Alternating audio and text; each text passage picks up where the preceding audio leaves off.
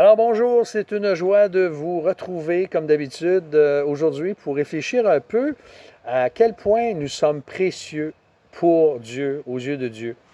Il y a un texte où Dieu parle à Israël dans l'Ancien Testament, dans Deutéronome chapitre 32, et il dit ceci: l'Éternel l'a trouvé, ou c'est Moïse, je pense qu'il décrit, il l'a trouvé dans une steppe aride, dans un désert inhabité, rempli de hurlements. Il a pris soin de lui et il l'a éduqué. Il a veillé sur lui comme sur la prunelle de ses yeux. Est-ce qu'il y a quelque chose de plus précieux, justement, que la prunelle de nos yeux? Récemment, j'ai eu un problème à l'œil droit. J'ai eu une petite hémorragie. On ne sait pas comment ça s'est, quelle en est la cause. Mais bon, c'était dangereux. Je devais faire attention. Je devais m'abstenir d'exercice physique. Et là, ça va mieux. J'avais des corps flottants, tout ça. Mais ça me rappelle à quel point l'œil est extrêmement important. La vue, c'est un sens merveilleux qui nous ouvre sur les autres, sur le monde.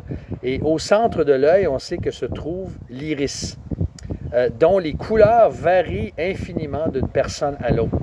Alors, au milieu de l'iris, justement, le point noir correspond à la pupille dans l'œil.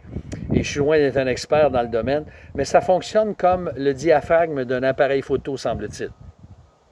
Alors, c'est ce que l'on appelle aussi la prunelle de l'œil.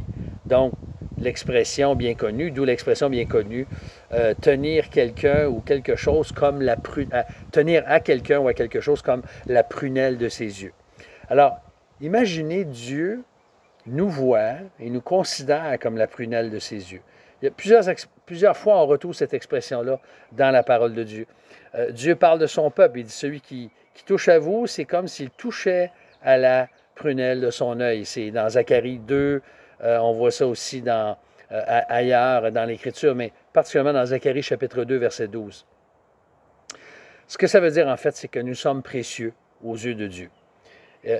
Dieu l'a démontré en nous donnant son Fils à la croix pour nous sauver. Et c'est fort de cette assurance-là que David pouvait dire dans le psaume 17, verset 8, alors qu'il est dans la détresse, il prie à Dieu, il prie Dieu et il dit « Garde-moi comme la prunelle de tes yeux, cache-moi bien à l'abri sous tes ailes. » Peut-être qu'en ce moment, avec ce que tu vis, dans tes circonstances difficiles ou complexes, ou tu souffres pour différentes raisons, même peut-être sans raison apparente, c'est une souffrance inexplicable. Peut-être que tu te demandes si tu es vraiment précieux aux yeux de Dieu.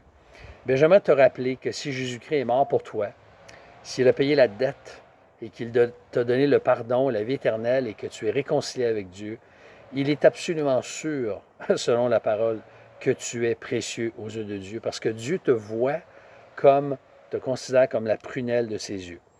Et c'est intéressant parce que Dieu nous demande aussi, à notre tour, de considérer ses commandements aussi comme précieux. On a cet exemple-là dans Proverbe 7, 22. « Suis mes préceptes et tu vivras. » C'est le père, je pense, qui parle à son fils et qui lui dit « Suis mes préceptes et tu vivras. Garde mes enseignements comme quoi? Comme la prunelle de tes yeux. » Alors, frères et sœurs, autant nos yeux sont précieux, autant la prunelle de nos yeux est importante, eh bien, autant nous sommes précieux aux yeux de Dieu et nous devons considérer sa parole comme étant précieuse. Alors que Dieu nous fortifie, nous encourage. Prions ensemble. Seigneur, je te prie. D'abord, je te remercie que, oui, nous sommes précieux à tes yeux. Nous avons une importance infinie pour toi, éternelle, parce que tu as donné ton Fils pour nous.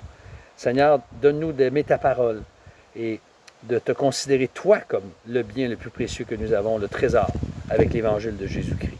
Sois béni, Seigneur, et fortifie-nous. Aujourd'hui, nous t'en prions, au nom de Jésus. Amen. Alors, je vous souhaite une bonne fin de semaine, chers frères et sœurs, que Dieu vous garde, et on se retrouve pour une nouvelle série la semaine prochaine. À très bientôt.